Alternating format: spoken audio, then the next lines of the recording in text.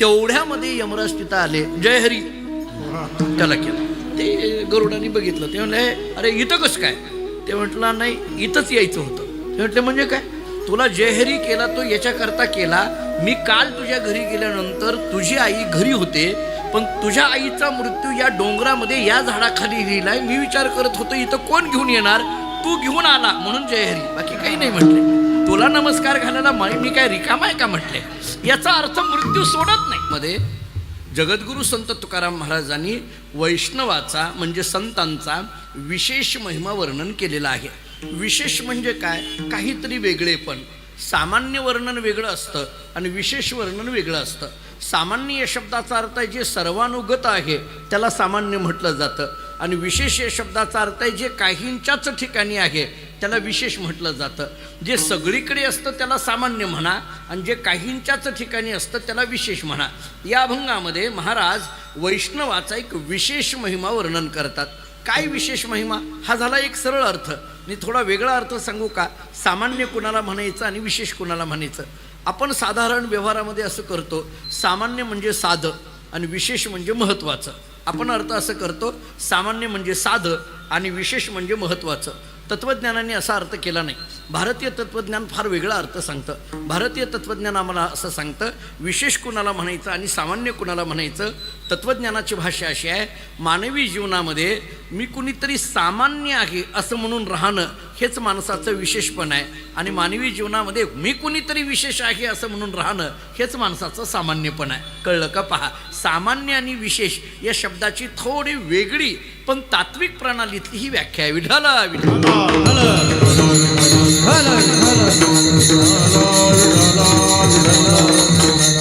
आपल्याकडे लहान कुणाला म्हणायचं आणि मोठं कुणाला म्हणायचं. आपण काय व्याख्या केली? ज्याचं वय कमी आहे त्याला आपण म्हणतो लहान, आणि ज्याचं वय जास्त आहे त्याला आपण मोठा. याला एक दुसरे दोन शब्द आहेत पहा. ज्याचं वय कमी आहे त्याला नेणतं म्हटलं जातं. शब्द जरा ऐकण्यात आहे का नाही मला माहीत नाही, पण आमच्याकडे पंढरपुराकडे हा जास्त शब्द वापरला जातो. आणि ज्याला कळतं म्हणजे वय जास्त आहे त्याला जाणतं म्हटलं जातं. बरोबर आहे? ज्याला कळतं त्याला जाणतं म्हणायचं, आणि ज्याला कळत नाही त्याला नेणतं म्हणायचं. म्हणजे ज्याचं वय कमी आहे त्याला नेणतं म्हणतात, आणि ज्याचं वय जास्त आहे त्याला जाणतं म्हणतात. ही झाली आपण केलेली व्याख्या. पण मला कधी कधी कळत नाही. ज्याला कळत नाही आपण त्याला नेणतं म्हणतो, आणि ज्याला कळतं त्याला आपण जाणतं म्हणतो. कीर्तनामध्ये वयाने कमी असलेली नेणती मुलंसुद्धा असतात, आणि कीर्तनामध्ये वयाने जास्त असलेली जाणती मंडळीसुद्धा असतात. आता एक दोन तीन मुलं लहान लहान मुलं बसलेली आहेत पहा कीर्तनामध्ये. आपण या मुलांना काय म्हणतो? ही नेणती आहेत. आणि आपण जी मोठी मोठी मंडळी बसलेली आहात आपण कोण आहात? जाणती आहात. कीर्तनामध्ये मध्ये मध्ये भजन सुरू असतं, विठ्ठल विठ्ठल विठ्ठल विठ्ठल भजन सुरू झालं की ही लहान मुलं लगेच टाळी वाजवतात विठ्ठल विठ्ठल म्हणून. ती नेणती, आणि तुम्ही जाणती मात्र अशी हात बांधून बसलेले असतात. आता प्रश्न पडतो, जाणतं कुणाला म्हणायचं, नेणतं कुणाला म्हणायचं? विठाला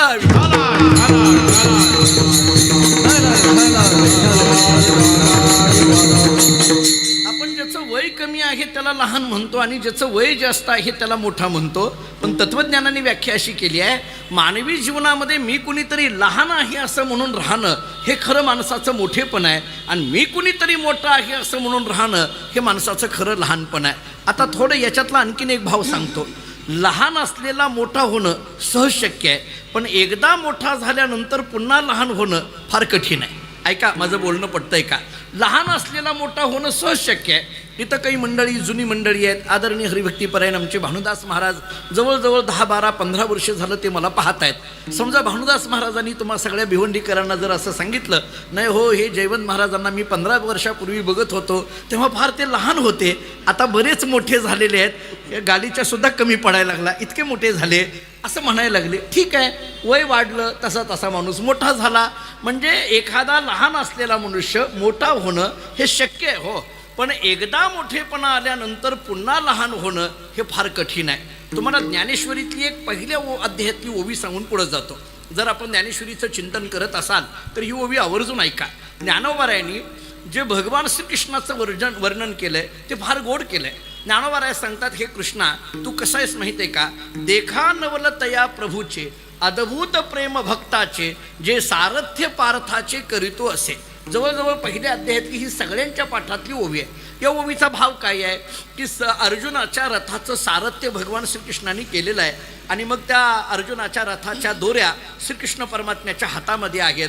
भगवान असे खाली बसलेले आहेत आणि अर्जुन मात्र त्या रथामध्ये पाठीमागं उंच आसनावर बसलेला आहे. जरा चित्र डोळ्यासमोर आणा. अर्जुन पाठीमागं बसलेला आहे आणि तो उंच आसनावर बसलेला आहे. भगवान खाली बसलेले आहेत. अर्जुनाच्या रथाच्या दोऱ्या त्याच्या हातामध्ये आहेत आणि हे जेव्हा ज्ञानोबाराय पाहतात, मी ऐका, हे कोण पाहतंय? ज्ञानोबाराय. ज्ञानोबाराय जेव्हा पाहतात तेव्हा त्याच्यामध्ये भगवंताच्या या क्रियेचं त्यांना आश्चर्य वाटायला लागलं. भगवंताच्या या क्रियेचं त्यांना आश्चर्य वाटायला लागलं. आश्चर्य वाटायला लागलं म्हणून त्यांनी नवल शब्द वापरला आणि मग ज्ञानोबाराय त्या देवाकडे बघून म्हणतात, हे कृष्णा, देखा नवलतया प्रभूची. काय प्रभूचे नवल? अद्भुत प्रेम भक्ताचे, जे सारथ्य पार्थाचे करीतो असे. अरे अर्जुनाच्या रथाचं तू सारथ्य करायला लागला, याचा अर्थ काय? जगाचा मालक असलेला भगवान श्रीकृष्ण परमात्मा नोकराच्या भूमिकेमध्ये आहे आणि सेवकाच्या भूमिकेमध्ये असलेले अर्जुन आता मालकाच्या भूमिकेमध्ये आहेत. ऐका, म्हणजे अर्जुन मालक म्हणून पाठीमागं बसलेला आहे आणि मालक असलेला परमात्मा सेवक म्हणून खाली बसलेला आहे. थोडं आणखीन गंमत सांगतो. अर्जुन सेवक आहे खरं तर आणि भगवान मालक आहेत, पण इथं उलटं झालंय. अर्जुन मालक झालाय आणि भगवान सेवक झालेत. आता थोडं पुढं बोलू. अर्जुन मालक झाला याचं नवल नाही, भगवान सेवक झाले याचं नवल आहे. लक्षात घ्या, अर्जुन मालक झाला याचं नवल नाही. आणि जर नवल असतं तर ज्ञानोबाराय असं म्हटलं असतं, देखा नवलतया पार्थाचे म्हटलं असतं. पण पार्थाचे शब्द नाही आहे, देखा नवलतया प्रभूचे असा शब्द आहे. जरा थोडं गमतीने बोलू. अर्जुन खुर्चीवर बसला याचं नवल नाही, भगवान खाली बसले याचं नवल आहे. कारण आपुले ते थोरपण विसरला नारायण. नाहीतर आणखीन सोपं बोलतो, लहानाचं मोठं होणं शक्य आहे हो, पण मोठा झालेला पुन्हा लहान होणं फार कठीण आहे ना. जगाचा मालक असलेला भगवान लहान झाले हे कठीण आहे ना. नाही कळालं तर आणखीन सोपं उदाहरण देऊ. आमचे वडील एक वाक्य सांगत असतात. आता जुनी मंडळी, फडकरी मंडळी, आता या मंडळींना माहीत आहे, आमचे वडील असं सांगत असतात, टाळ वाजवणारा टाळकरी कीर्तनकार होऊ शकतो. टाळ वाजवणारा टाळकरी कीर्तनकार होऊ शकतो, पण एकदा कीर्तन करायला लागल्यानंतर तो काकड्याला हजर राहील याची गॅरंटी नाही. असं ते म्हणत असतात. तुम्ही माझ्याकडे कोणी रागाने बघू नका, ते सांगत असतात. याचा अर्थ काय? एकदा मोठेपणा आला की पुन्हा सामान्य होणं फार कठीण आहे. पण मोठेपणा येऊनही जो सामान्य भूमिकेमध्ये येतो तो खरा मोठा. विठाला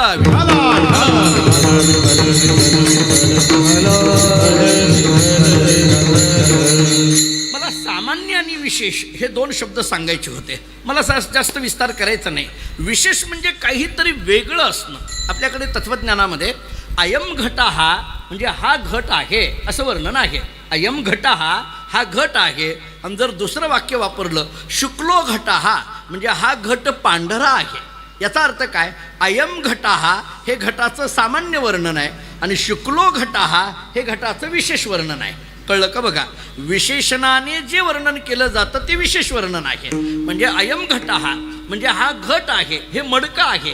हे मडकं आहे हे मडक्याचं सामान्य वर्णन आहे, पण हे मडकं पांढरं आहे हे मडक्याचं विशेष वर्णन आहे. म्हणजे काहीतरी वेगळे पण तुम्हाला सांगावं लागेल तेव्हा ते विशेष असतं. वैष्णवाचं वर्णन अनेकांनी केलं, अनेकांनी वैष्णवाचं वर्णन केलेलं आहे, पण या अभंगामध्ये महाराज मात्र वैष्णवाचं एक विशेष वर्णन करतात. मी विशेष का म्हटलं? कारण या अभंगातल्या पहिल्या चरणातला उत्तरार्ध असा आहे, नाही नाश पावत. कुणीतरी तुकाराम महाराजांना विचारलं असेल, वैष्णव कुणाला म्हणायचं? तुकाराम महाराज सांगतात, ज्याचा कधीही नाश होत नाही त्याला वैष्णव म्हणा. हे विशेष आहे, हे वेगळेपण आहे. मला वाटतं की देहूमध्ये तुकाराम महाराज एकनाथ महाराजांकडे पाहून हा अभंग लिहिला असेल. कारण तुकाराम महाराजांनी एकनाथ महाराजांचं वर्णन जणू काही या अभंगात केलं आहे असं म्हणायला हरकत नाही. देहूमध्ये तुकाराम महाराज कीर्तनाला हा अभंग घेतला असेल आणि महाराजांनी सांगितलं असेल, भाव बळे विष्णुदास नाही नाश पावत, योग भाग्ये घरा येते, सर्व शक्ती चालत. आणि मग या कीर्तनामध्ये ऐकत असताना एका श्रोत्याने म्हणजे ऐकणाऱ्याने महाराजांना हात वर केला आणि सांगितलं, महाराज मला एक प्रश्न आहे. महाराजांना आनंद झाला. महाराजांनी विचारलं, बोल काय प्रश्न आहे? तो म्हटला, महाराज या अभंगामध्ये तुम्ही नाही नाश पावत असं बोलताना म्हणजे नाश होत नाही असं म्हणताना, हो, मला याच प्रमाणावर शंका आहे. तुकाराम महाराजांनी विचारलं, काय शंका आहे? तो म्हटलं, हे पहा तुकोबाराय, मी ज्ञानेश्वरी वाचून आलो आहे ऐका, तो जो बोलणार आहे ना तो काय म्हटला, मी ज्ञानेश्वरी वाचून आलोय, मी रोज ज्ञानेश्वरीचं पारायण करतोय, रोज ज्ञानेश्वरीचं चिंतन करतोय. आणि बोलता बोलता तो महाराजांना म्हणायला लागला, महाराज बहुतेक तुम्ही ज्ञानेश्वरी वाचत नाही काय की. तुकाराम महाराजांनाच विचारायला लागला. आता त्याची तर काय चूक आहे, बरेच महाराज लोक ज्ञानेश्वरी वाचत नाहीत, त्याची तर काही चूक आहे. आता त्यांना महाराजांनाच विचारलं, ज्ञानेश्वरी वाचत नाही का. तुकोबारांनी सांगितलं, नाही बाबा, ज्ञानेश्वरी वाचल्याशिवाय आम्ही घरातून बाहेर पडत नाही. का रे बाबा, तुला का वाटायला लागलं. तो म्हटला, महाराज ज्ञानोबारांनी एक भूमिका सांगितलेली आहे आणि तुम्ही दुसरीच भूमिका सांगता. ते म्हटले, कसं काय. ज्ञानेश्वर महाराज आम्हाला असं सांगतात, उपजे ते नाशे, नाशिले पुनरपी दिसे, हे घटिका यंत्र जैसे परिभ्रमे गा. जवळजवळ सगळ्यांच्या पाठातली ओवी आहे. ज्ञानोबाराय आम्हाला सांगतात, उपजे ते नाशे, नाशिले पुनरपी दिसे. तुकाराम महाराजांनी विचारलं, मग काय. तो म्हणायला लागला, महाराज ज्ञानोबाराय बोलतात उपजे ते नाशे, आणि तुम्ही मात्र या अभंगामध्ये म्हणता नाही नाश पावत. मग आता तुमचं खरं म्हणायचं का त्यांचं खरं म्हणायचं. म्हणून मी म्हणतोय की ज्ञानेश्वरी वाचून आल्यामुळे तुम्ही बोलत असलेल्या प्रमाणावर माझ्या मनात शंका आहे की ज्ञानोबाराय जर उपजेते नाशे म्हणत असतील तर तुम्ही कसं काय नाही नाश पावत म्हणायला लागला. महाराजांनी त्याच्याकडे पाहिलं, महाराजांना आनंद वाटला आणि महाराजांनी सांगितलं, एकतर तुला शंका उत्पन्न झाली, प्रश्न विचारायला लागला, याच्यात मला आनंद आहे. आणि दुसरी गोष्ट, तो प्रश्न विचारताना तू ज्ञानेश्वरीचा आधार घेतला, हे अधिक चांगलं आहे. कारण संदर्भसुद्धा देताना चांगला द्यायला पाहिजे. संदर्भ देताना सुद्धा ज्याला ऑथेंटिक संदर्भ म्हटलं जातं, व्यवस्थित संदर्भ म्हटलं जातं. त्यामुळे तू दिला संदर्भ तो ज्ञानेश्वरीचा दिलेला आहे. तुकाराम महाराजांनी त्याला विचारलं, तुझ्या या प्रश्नाचं उत्तर देऊ का. तो म्हटला, नाही महाराज थांबा, मी फक्त ज्ञानेश्वरीच वाचतोय अशातला भाग नाही, मी तुमचा गाथाही रोज वाचतोय, रोज गाथाही वाचतोय. बरं म्हटले. मग तो म्हणायला लागला, महाराज तुम्ही सांगितलेले अभंग बहुतेक तुमच्या लक्षात नाहीत. तुकाराम महाराजांना म्हणायला लागला, बरं आता त्याची तर काय चूक आहे. बऱ्याच कीर्तनकारांचे कीर्तनाला घेतलेला अभंगच लक्षात नसतो, त्याची तर काय चूक आहे. त्यामुळे तो म्हणायला लागला, महाराज बहुतेक तुम्हीच सांगितलेला अभंग तुमच्या लक्षात नाही काय की. महाराजांनी सांगितलं, नाही बाबा असं का. तो म्हटला, महाराज तुम्हीच आम्हाला एके ठिकाणी असं सांगितलंय, तुका म्हणे त्यांचे कळले आम्हा वर्म, जे जे कर्म धर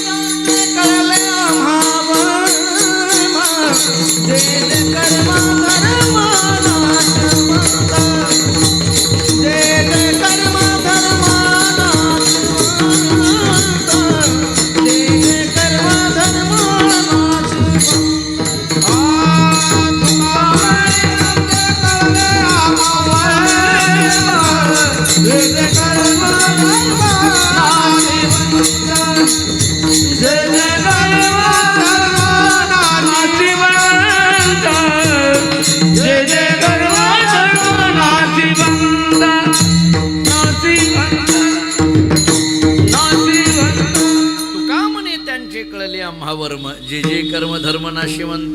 तो म्हणायला लागला, महाराज तुमचे शब्द आहेत ना, जे जे कर्म धर्म नाशिवंत, याचा अर्थ ज्याला ज्याला निर्मिती आहे त्याचा त्याचा नाश आहे. तुकाराम महाराजांनी विचारलं, मग काय. तो म्हटला, महाराज मग तुम्ही या अभंगामध्ये सांगता जे जे कर्म धर्म नाशिवंत, आणि आत्ता कीर्तनाला घेतलेल्या अभंगामध्ये मात्र म्हणता नाही नाश पावत, हे असं कसं काय. तुकाराम महाराजांना आनंद वाटला. एकतर यांनी प्रश्न विचारलाय, पण संदर्भ ज्ञानेश्वरीचा घेतला आणि दुसरा गाथ्याचा दिला. महाराजांनी त्याच्याकडे पाहिलं आणि विचारलं, झालं का तुझं बोलून, सांगू का उत्तर. तो म्हटला, महाराज थांबा, मी फक्त ज्ञानेश्वरी गाथाच वाचून आलो आहे अशातला भाग नाही, मी महाभारतही वाचून आलो आहे म्हटला. महाराजांनी विचारलं, महाभारत वाचून आला. हो, मी महाभारताचा एक दाखला देतो म्हटला. ते म्हटले, काय. ते म्हटले, पहा महाभारतामध्ये एक प्रकरण आहे, सगळ्याला माहीत प्रकरण आहे. काही नाही, ते धर्मराजाला तहान लागली आणि पाणी आणण्याकरिता नकुलाला सहदेवाला अर्जुनाला ते भीमाला सगळ्यांना पाठवलं.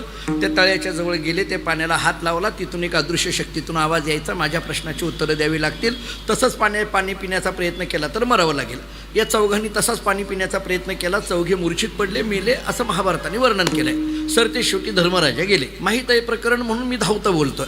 धर्मराजा गेले, त्या पाण्याला हात लावला, त्या अदृश्य शक्तीतून आवाज येला की माझ्या प्रश्नाची उत्तरं द्यावी लागतील, अन्यथा तुम्हाला तुमचे बंधू जसे गेले तसं तुलाही जावं लागेल. धर्मराजांनी सांगितलं, विचारा प्रश्न, माझ्या सतसत विवेक बुद्धीला जसं शक्य आहे तशी मी उत्तरं देतो.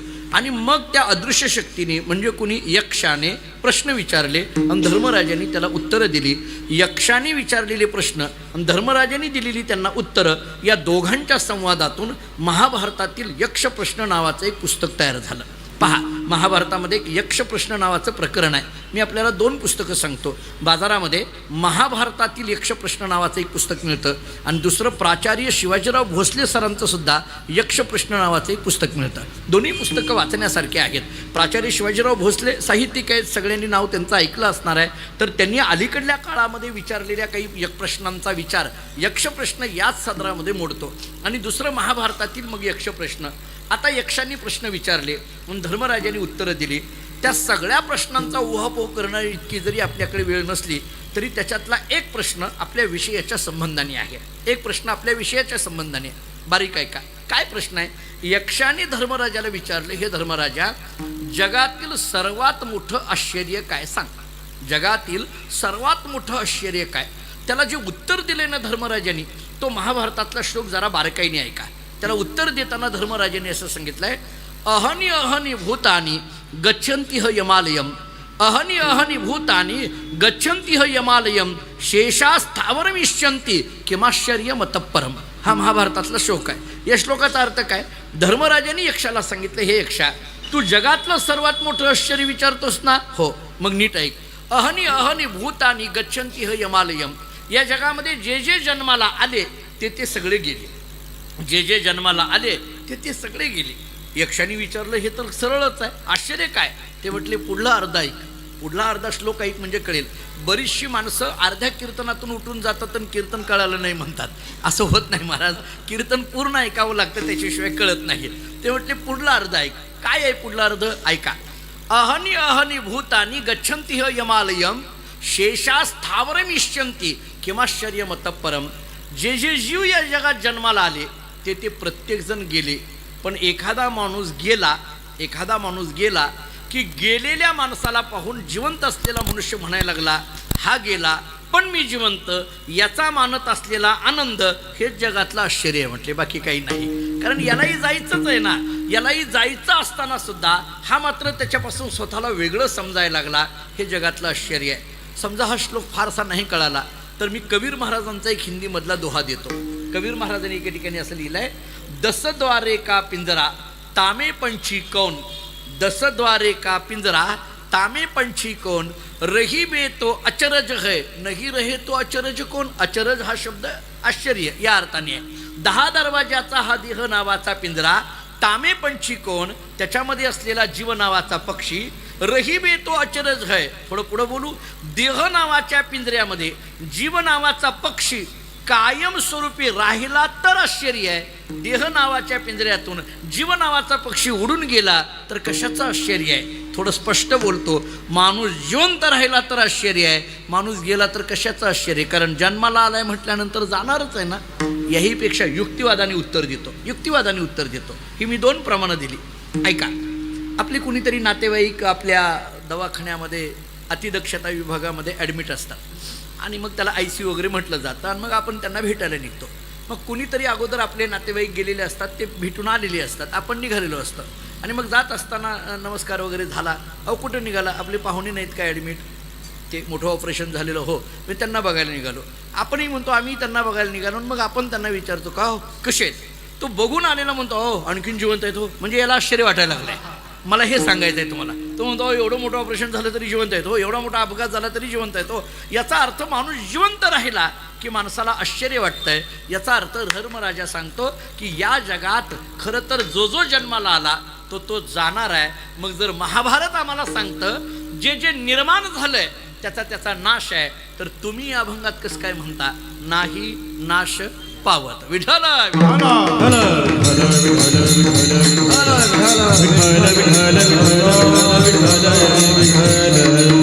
महाराजांना आनंद वाटला, कारण यांनी एकतर प्रश्न विचारला आणि संदर्भ पहिला कशाचा घेतला? ज्ञानेश्वरी. दुसरा गाथ्याचा, तिसरा महाभारताचा. महाराजांनी त्याच्याकडे पाहिलं आणि त्याला विचारलं, झालं का तुझं बोलून, देऊ का उत्तर? तो म्हटलं, नाही नाही महाराज थांबा, मी ज्ञानेश्वरी, गाथा, महाभारतच वाचून आलो आहे, अशातला भाग नाही, मी रामायण वाचून आलो आहे. मला कधी कधी आश्चर्य वाटतंय, ऐकणारा जर इतकं वाचून येत असेल तर सांगणाऱ्यांनी किती वाचून गेलं पाहिजे. आता त्या काळातला ऐकणारा एवढं वाचून आला. तो म्हटला, महाराज मी रामायण वाचून आलो आहे. रामायणात काय अरे बाबा? तो म्हटला, एक योग वसिष्ठातला विषय सांगायचा आहे, ऐका आता. हे योग वसिष्ठ म्हणजे काय?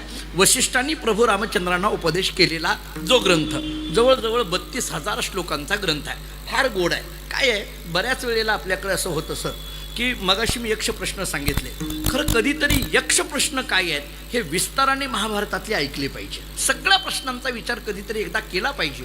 नाही सगळे प्रश्न एका बैठकीत झाले तर कमीत कमी टप्प्याटप्प्याने का होईना पण त्याचा विचार कधीतरी केला पाहिजे. योग वसिष्ठांचा नावाचा ग्रंथ 32,000 श्लोकांचा विचार जरी आपल्याला विस्ताराने नाही करता आला तर कमीत कमी त्या श्लोकांचा भाव काय आहे हे तरी आम्हाला लक्षात आलं पाहिजे. कारण हे ग्रंथ म्हणजे आपल्या भारतीय संस्कृतीची खरी ओळख आहे. हो आता ऐका, योग वसिष्ठ.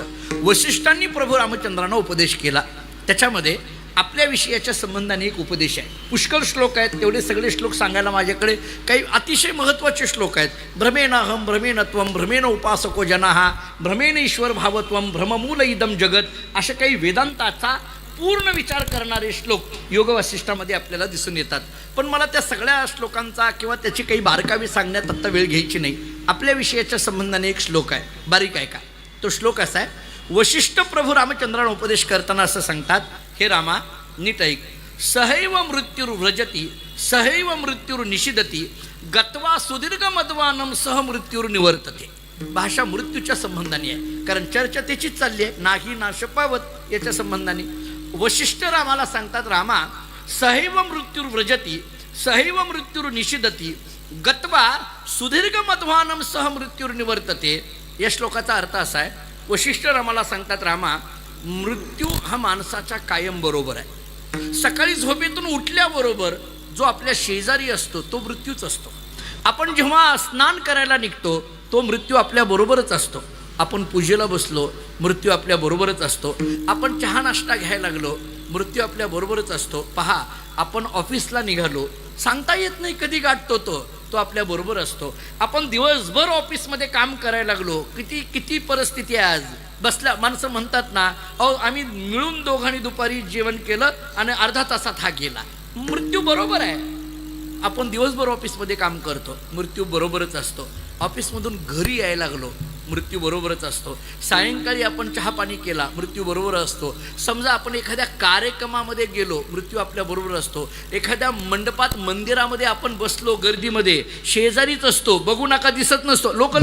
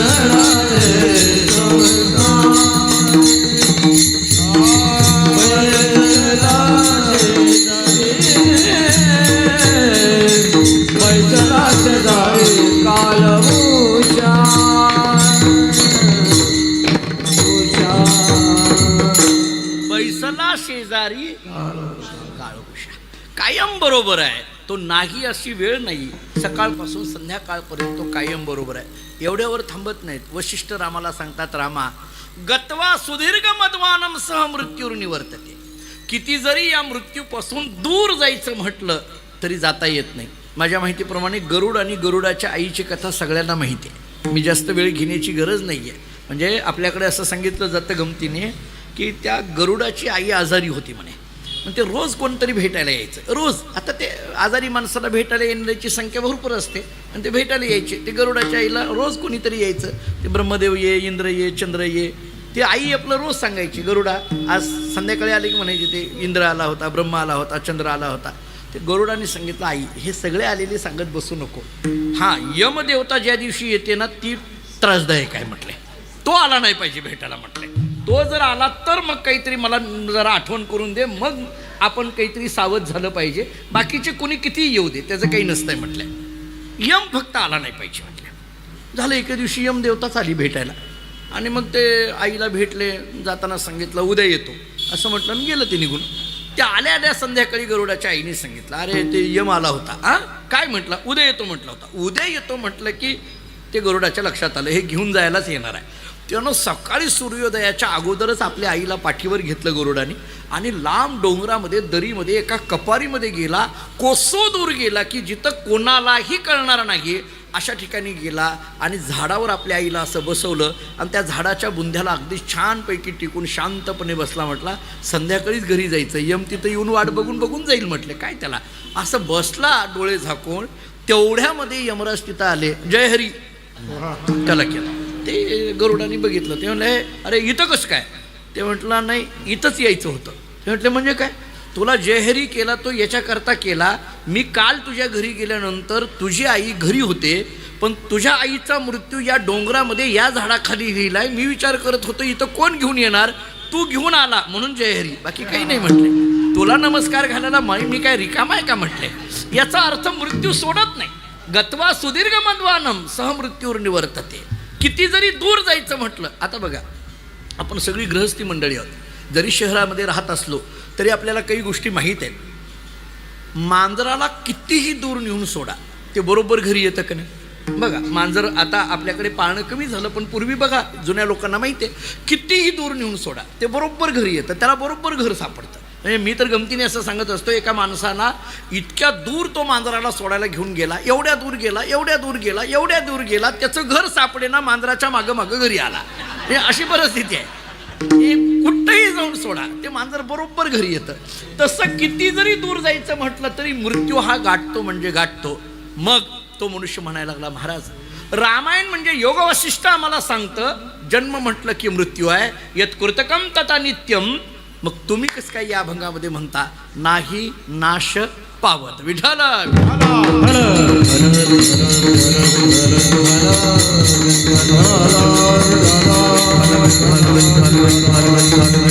महाराजांना आनंद वाटला. एक तर प्रश्न विचारलाय आणि प्रश्न विचारताना संदर्भ पहिला दिला ज्ञानेश्वरीचा, दुसरा संदर्भ दिला गाथ्याचा, तिसरा संदर्भ दिला महाभारताचा, चौथा संदर्भ दिला रामायणाचा. महाराजांनी त्याच्याकडे पाहिलं आणि विचारलं, झालं का बाबा, सांगू का आता तरी? तो म्हटला, नाही महाराज थांबा, भिवंडीत कीर्तन असल्यामुळे मी साहित्य वाचून आलोय असं तो म्हटला. मी नाही म्हणत, मी त्याने सांगितलेलं फक्त सांगतो. इथं सगळे साहित्याचा अभ्यास करणारे सगळे बसलेले आहेत. मी थोडा साहित्याचा दाखला देतो. साहित्यामध्ये एक डॉक्टर जी कुलकर्णी म्हणून फार मोठे साहित्यिक होऊन गेले. तुम्ही गुगलला सर्च करा, खूप गूढ कथाकार. त्यांच्या कथा इतक्या प्रसिद्ध, पण त्या गूढ कथा म्हणजे तुम्हाला त्या कथेमध्ये बऱ्याच वेळेला जरी काल्पनिकता दिसत असली तरी त्याच्या पाठीमागटला आशय मात्र मानवी जीवनाचं सार सांगणारा आहे. अशा अनेक कथा त्यांच्या प्रसिद्ध आहेत. डॉक्टर जी कुलकर्णींनी एका कथेमध्ये एक प्रसंग रंगवलेला आहे. मला तो मृत्यू आणि जन्माच्या संबंधाने तेवढा सांगायचा आहे, कारण विषय आपला चालला आहे नाही नाश पावत. काय झालं, एकदा नर्मदेच्या काठावर, डॉक्टर जी कुलकर्णी असं लिहितात, एकदा नर्मदेच्या काठावर अश्वत्थाम्याची आणि गौतमाची गाठ पडली. अश्वत्थामा सप्तचिरंजीवापैकी एक. अश्वत्थाम्याची आणि गौतमाची गाठ पडली. दोघं एकमेकाला भेटले, पण भेटल्यानंतर अश्वत्थाम्याच्या चेहऱ्यावरची चिंता आणि अश्वत्थाम्याच्या चेहऱ्यावरचं दुःख पाहून गौतमाला आश्चर्य वाटलं. गौतमाने विचारलं, अरे अश्वत्थामा, तू सप्तचिरंजीवामध्ये प्रमुख आहेस, याचा अर्थ तू मृत्यूला जिंकलेस. आणि मग जर तू मृत्यूला जिंकलेला असेल याचा अर्थ तुला मरण नाहीये, तरी तुझ्या चेहऱ्यावर चिंता दिसते, तरी तुझ्या चेहऱ्यावर दुःख दिसतं.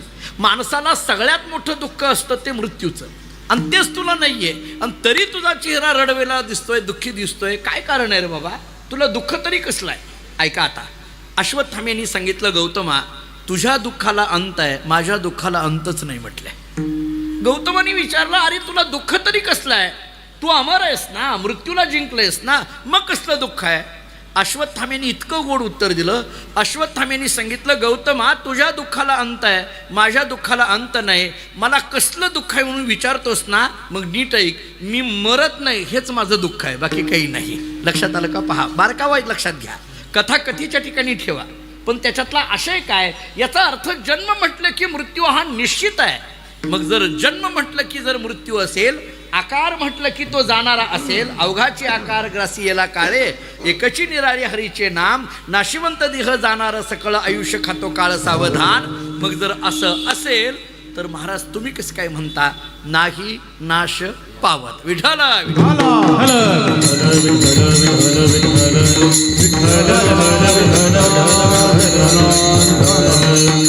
महाराजांना आनंद आहे. एकतर प्रश्न विचारलाय, संदर्भ देताना ज्ञानेश्वरीचा, गाथ्याचा, महाभारताचा, रामायणाचा, साहित्याचा दिलाय. महाराजांनी विचारलं, आता तरी देऊ का उत्तर? तो म्हटला, आता द्या. खरं तर आणखीन आहे, पण सगळंच एका कीर्तनात सांगायचं नसतं. हा आमचा महाराज कितला नियम आहे. माझ्याकडे सर याच्यावर 11 कारण आहेत, पण मी 5च सांगितली, 6 राखून ठेवतो जरा. पण जाऊ द्या, मला सगळा विस्तार करायचा नाही, मुद्दा फक्त मांडायचा आहे. आता बारीक ऐका. नाही नाश पावत हे जे चाललंय का नाही, मग तुम्ही कसं काय म्हणता नाही नाश पावत? तुकाराम महाराजांनी त्याच्याकडे पाहिलं आणि सांगितलं, बाबा तू एवढा वेळ झाला मला प्रश्न विचारतोयस, मान्य आहे.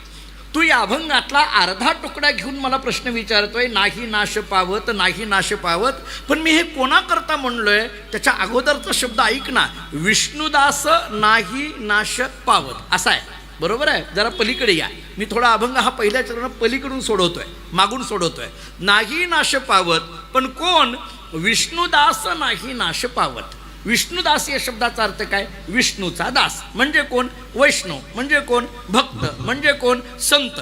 आणि त्यांची व्याख्या करताना ज्ञानोबारांनी 2 शब्दात केलेली आहे. मी सगळ्या व्याख्या सांगण्यात वेळ घेत नाही, पण ज्ञानोबारांनी केलेली एवढी गोड व्याख्या आहे. ज्ञानोबाराय सांगतात, संत कोण आहेत? आत्मज्ञाने चोखडी संत जे माझी रूपडी. ज्ञानोबाराय बोलतात, संत कोण आहेत?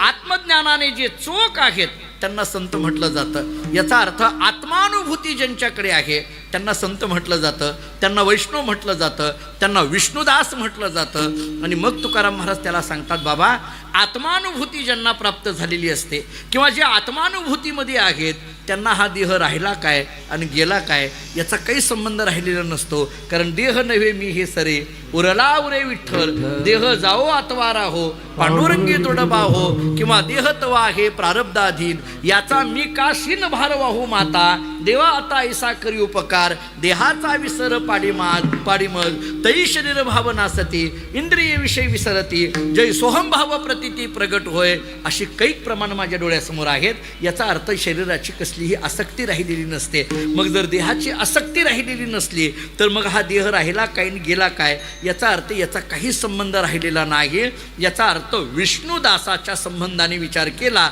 तर त्यांचा कधीही नाश होत नाही. कळण्याकरता एक रामायणातला दाखला देतो म्हणजे कळेल, एकाच वाक्यात देतो, काही नाही. आपल्याला माहीत असलेला प्रसंग जिथं बोलायचा तिथं घेऊन जातो. वाली मेला आणि तारा रडायला लागली. वाली मेला, ते सुग्रीवानी ते रामचंद्र प्रभूंनी मारलं. ते सुग्रीवालीचं युद्ध स्वतंत्र पद्धतीने ऐकण्यासारखं आहे. प्रभू रामचंद्रांनी सुग्रीवाला मदत केली. खरं तर इतकं गोड चिंतन आहे. मी आपल्या सगळ्या भिवंडीकरांना एक साधा प्रश्न विचारतो. ओके, मला आपण सगळी रामायणाचे अभ्यासक आहात.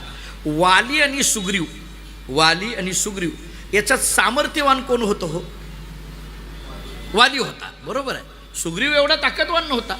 रामाने मैत्री सुग्रीवाबरोबर केली का वालीबरोबर केली? मला एक सांगा, मैत्री दुबळ्याबरोबर करायची असते का सत्ताधीशाबरोबर? आता सगळे कुणीकडे चालले, आपला काही ते विषय नाही, पण इकडं कोण पडीकबाजीकडे कोण यायला लागले त्यातलेच फुटून चालले तिकडं. बरोबर आहे. म्हणजे दुबळ्याबरोबर कोण करत नाही. रामचंद्र प्रभूंनी मात्र सुग्रीवाबरोबर मैत्री केली. मला आश्चर्य वाटतंय का असं केलं असेल. याची 2 कारणं सांगतो, ऐका. एक कारण इतकं महत्त्वाचं आहे रामायणामध्ये. प्रभू रामचंद्र जेव्हा सीता शोध करायला निघालेले होते आणि सीता शोध करत असताना प्रभू रामचंद्रांची जेव्हा शबरीची गाठ पडली, ऐका, शबरीची गाठ पडली, ते भरपूर चर्चा आहे. आणि शबरीने प्रभू रामचंद्रांना असं सांगितलं की प्रभू काळजी करू नका, थोडं पुढं गेल्यानंतर तुम्हाला सुग्रीव भेटेल. त्या सुग्रीवाबरोबर तुम्ही मैत्री करा. तो सुग्रीव तुम्हाला सीता शोध करण्याकरता मदत करेल. आलं. राम आणि लक्ष्मण जेव्हा सीता शोध करत निघाले पुढं, तेव्हा सुग्रीव वाली हा सगळा इतिहास जेव्हा कळाला, तेव्हा लक्ष्मणाने प्रभू रामचंद्रांना असं सांगितलंय, प्रभू या सुग्रीवाबरोबर मैत्री करण्याच्या ऐवजी वालीबरोबर मैत्री केलेली बरी ना. तो ताकदवान आहे, याच्याबरोबर कसं काय. प्रभू रामचंद्रांनी सांगितलं, लक्ष्मणा जरी ताकदवान वाली असला तरी सुग्रीवाबरोबर मैत्री का करायची. कारण शबरीनं नाव कोणाचं घेतलंय, सुग्रीवाचं. आणि शबरी संत आहे आणि संतांच्या मुखातला शब्द खोटा होऊ द्यायचा नाही, म्हणून रामचंद्र प्रभूंनी केलेली ही लीला आहे. लक्षात घ्या. कारण वचन न मोडी बोली देते. एक विचार एक उत्तर. आता दुसरं सांगतो. आता आणखीन एक ऐका. काय आहे, मला कधी कधी आश्चर्य वाटतंय. जर मी एक छोटं भविष्य व्यक्त करतो. रामचंद्र प्रभूंनी सुग्रीवाच्या ऐवजी जर वालीबरोबर मैत्री केली असती असं म्हणतोय. तुम्हाला सांगू का, वालीबरोबर जर मैत्री केली असती तर रावण स्वतःहून सीतामाईला घेऊन आला असता, प्रभू रामचंद्रांच्या पदरात टाकलं असतं, परत या भानगडीत पडणार नाही असा हात जोडून गेला असता. का. कारण वालीची ताकद काय आहे हे रावणाला चांगलं माहीत होती. आठवतंय का आता तुम्हाला. त्या वालीने रावणाला आपला मुलगा अंगद त्याच्या पाळण्यावर उलटं बांधलं होतं खेळणं म्हणून. बरोबर आहे. आता पुन्हा माझा एक प्रश्न आहे, मग जर वाली एवढा सामर्थ्यवान होता तर त्यांनीच रावणाला मारायचं, त्याच्याकरता प्रभू रामचंद्रांनी येण्याची काय गरज आहे. त्याचं उत्तर अध्यात्म रामायणाने वालीच्या स्वभावात दिलंय. त्याचं उत्तरही स्वभावात दिलंय. वाली जरी एवढा सामर्थ्यवान असला तरी वाली हा व्यक्तिनिष्ठ होता, तो समाजनिष्ठ नव्हता, समष्टीचा विचार करणारा नव्हता, व्यष्टीचा विचार करणारा होता. सोप्या शब्दात सांगतो, वाली असा विचार करायचा, रावणाने जर आपल्याला काही त्रास दिला तर आपण त्याचं बघू, बाकीच्याला काय काय करेना, आपल्याला काय घेणं देणं, या वृत्तीतला वाली होता. नाही कळलं तर उदाहरण देऊ का. आपल्या नळाला पाणी आलं ना, विषय संपला. बाकीचे नळ बंद का पण ना, आपल्याला काय घेणं देणं. या वृत्तीची जी माणसं ती वालीची वंशज अलीकडल्या काळातली. आता बघा तुम्ही, माणसं अशी संकुचित वृत्तीची आहेत. वाली असा संकुचित होता. त्यामुळे वालीने असा विचार संकुचित वृत्तीचा असल्यामुळे त्याच्याकडून हे धर्म कार्य होणारं नव्हतं. आणि ते धर्म कार्य करण्याकरिता म्हणून प्रभू रामचंद्रांना अवताराला यावं लागलं. हा त्यातला एक दुसरा अर्थ आहे. थोडंसं पुढं ऐका. झालं आता ते सुग्रीवाची मैत्री झाली. मैत्रीमध्ये एक करार ठरला. काय करार ठरला. प्रभू रामचंद्रांनी सुग्रीवाला वालीला मारण्याकरता मदत करायची आणि सुग्रीवाने प्रभू रामचंद्रांना सीता शोध करण्याकरता मदत करायची. झालं, ते वालीला मारलं, ते मागून बाण मारला वगैरे वगैरे सगळं झालं. आता पुढचं ऐका. वाली मेला तेव्हा त्याची पत्नी असलेली तारा रडायला लागली. आता रडत असताना त्या तारेने प्रभू रामचंद्रांकडे पाहिलं आणि सांगितलं, प्रभू तुम्ही माझ्या जीवनात अन्याय केला, तुम्ही मला दुःख दिलं, तुम्ही मला त्रास दिला, तुम्ही माझ्या जीवनामध्ये अनंत अशा पद्धतीची दुःख माझ्या पदरात टाकली. प्रभू रामचंद्रांना कळेना. प्रभूंनी विचार केला, मी वालीला मारलं, हिला नाही त्रास दिला काही, हिला एका शब्दाने बोललो नाही. बोलता बोलता तारा म्हणायला लागली, प्रभू माझा पती गेला याचं जितकं दुःख आहे त्याच्यापेक्षा अधिक तुम्ही माझ्यावर अन्याय केला याचं जास्त दुःख आहे. आता तर प्रभू रामचंद्रांना काहीच कळेना. प्रभू रामचंद्रांनी सांगितलं, अगं तारे तू काय बोलते हे कळेना, जरा स्पष्ट बोल, तुझं बोलणं मला कळेना. मी गमतीने म्हणत असतो, एका बाईचं बोलणं रामाला कळालं नाही, बाकीच्याच काय घेऊन बसला आपलं, बसा हरिहरी करत इथं, काय कळणार आहे महाराज. आता ते प्रभू रामचंद्र, नाही कळालं जरा स्पष्ट सांग. तेव्हा तारेने जी स्पष्टता दिली ती महत्त्वाची आहे. तारेने सांगितलं, प्रभू स्त्रीच्या जीवनामध्ये सगळ्यात मोठं दुःख असतं ते वैधव्याचं. स्त्रीच्या जीवनामध्ये सगळ्यात मोठं दुःख असतं ते वैधव्याचं. आणि हे वैधव्याचं दुःख माझ्या पदरात जे पडलंय त्याचं कारण आहात तुम्ही. कारण तुम्ही माझ्या पतीला मारलं म्हणून मी वैधव्याचं दुःख माझ्या जीवनात आलं. आणि या दुःखाला कारण कोण आहात तर तुम्ही आहात. म्हणून मी तुम्हाला दूषण देते आहे की तुम्ही मला त्रास दिला. आता प्रभू रामचंद्रांच्या लक्षात आलं. प्रभू रामचंद्रांनी तारेला एक प्रश्न केला आहे, तो माझ्या विषयाच्या संबंधाने आहे. आता ऐका.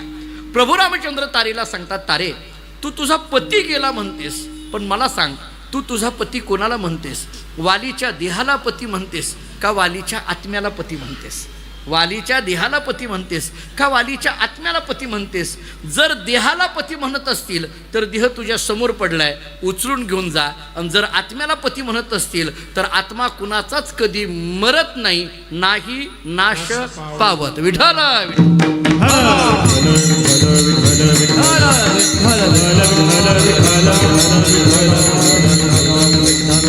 त्यामुळे आत्मदृष्टीने वैष्णवाचा नाश कधीच नाही. देहदृष्टीने आहेच, नाही असं नाही. देहदृष्टीने म्हणजे तो वैष्णवाचा म्हणत नाही, इतरांचा आहेच. पण आत्मदृष्टीने जर विचार केला तर कधीच कुणाचा नाश नाही. कारण त्या आत्मतत्वाला जन्मच नाही तर मरण म्हणायचा विषय येत नाही. जन्म आणि मरण देहाला आहे, आत्मतत्वाला नाही. आणि हे आत्मतत्व ज्यांना कळालेलं आहे ते संत आहेत, ते वैष्णव आहेत. म्हणून विष्णुदास कधीही नाश पावत नाहीत. कुणीतरी महाराजांना विचारलं, महाराज विष्णुदास अविनाशी पदापर्यंत जातात, त्याच्याकरता त्यांनी कोणत्या बळाचा वापर केला? त्या बळाचं नाव अभंगाच्या पहिल्या चरणात भाव बळ विष्णुदास